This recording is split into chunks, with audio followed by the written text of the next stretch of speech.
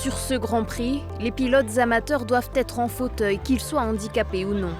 Tous sont mis sur un pied d'égalité. Kylian fait partie de la même équipe que Solène, son accompagnatrice.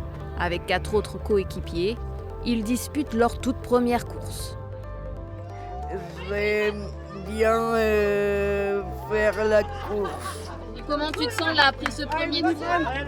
Heureux.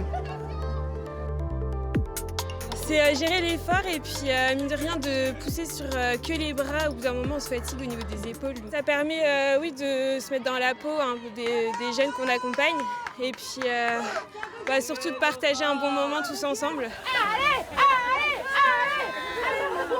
Ici, on prône l'inclusion et la cohésion de groupe.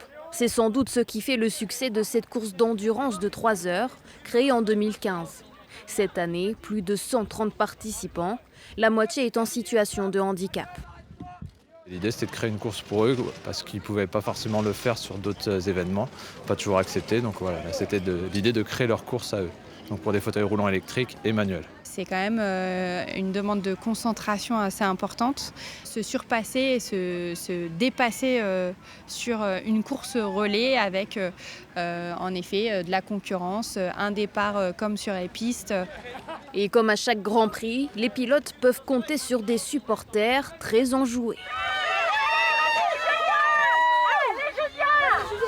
C'est la première année que j'y assiste. Je trouve que c'est une bonne façon de sortir et puis de se confronter à d'autres.